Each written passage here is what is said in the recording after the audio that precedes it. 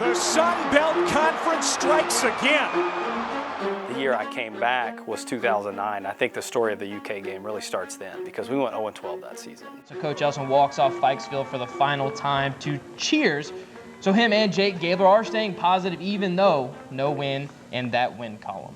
The seniors got to talk a little bit last night in front of the team, and football ends eventually for everybody. And we ended up finishing 0-12, and then that flips over into a 26-game losing streak. 2-1 Dixie is falling in Red Town territory tonight.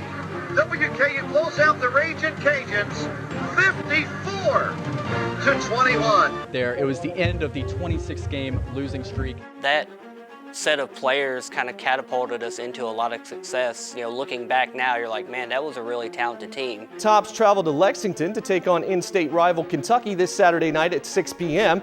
The game will be televised on ESPNU. From their perspective, they didn't think we had a chance coming in. They were just, oh, this is an easy victory for us. So yeah, come on in, play this game. It was nice that game was on the schedule. We were actually going to play it. And Western Kentucky wins the game. But right here, it's just so devastating for the seniors. K1 Jakes fumbles it, and Arkansas State would return it for a 27-yard touchdown. That was Carrington 4. We had lost the ability to know how to win. I know it sounds crazy, but the game I always go back to was the last game of the year, 0-11, playing Arkansas State. I think we were up 21-0, and at the first sign of adversity of any kind, the whole side, we would all feel it. Here it comes. 14 years, it's been a blast, and it's all good things must come to an end. And as Coach Elson walks out of Houghton-Smith Stadium for that last time as WKU head football coach, he finished with a 39-44 record overall.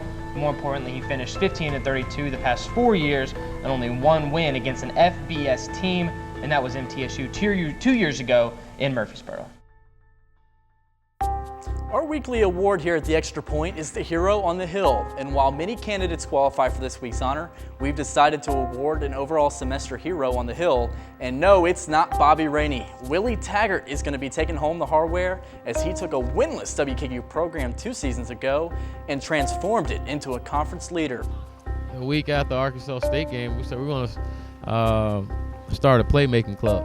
And it's free membership. All you got to do is go out and make a play, And thanks to Coach Taggart, Hilltopper Nation is excited about football once more on the Hill.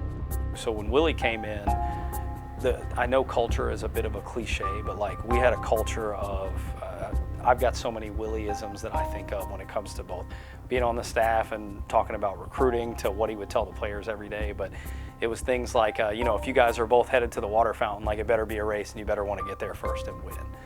Everything was competitive, no walking anywhere. And it didn't happen overnight, but eventually it shifted from we think we believe in this guy to what our actual identity as a program was. Tops travel to Lexington to take on in-state rival Kentucky this Saturday night at 6 p.m. The game will be televised on ESPNU. We had come up short in some games previously, the previous years, but there was still a lot of talent on that team, and just thought coming into that game we had a puncher's chance, and we just had to not shoot ourselves in the foot and lose a game or give it away, and that's kind of what we did. I didn't play in this game. As a program, we were gassed. You could tell we were tired. Our K1 Jakes and Jonathan Dowling and all of those guys were out there playing a lot of snaps, and so we were definitely tired on offense and defense, and I think that was, you could see us starting to wear down.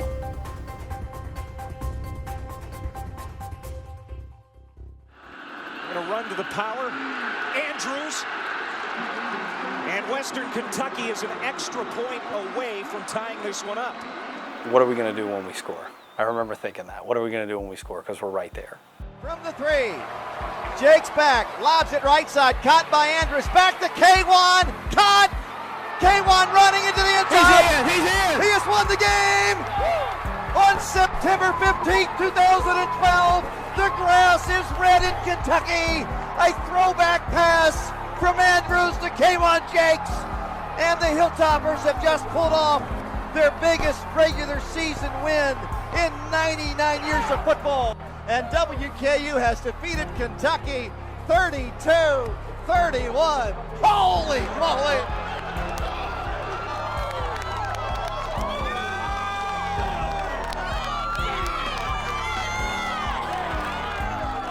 I told our guys, we get overtime, we're going to go for 2. And that play we put in this week, and we actually ran on our defense in 2 minutes and then said we're going to put it in this week, and we said we're going to go for it all. You know, we're going to run it.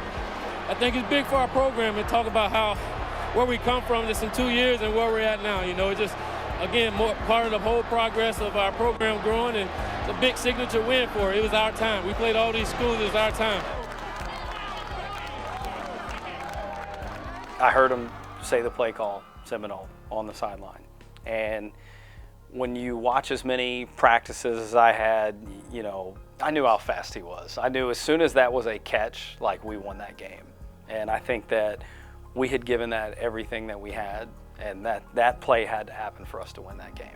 You know, that win, you know, really helped catapult the program to where we ended up going, you know, in 13 and 14, and just ultimately getting to that consistent bowl expectation of, you know, winning at least 6 games and being competitive in our conference. I think that game and that roster of talent definitely kind of started that upward ascension.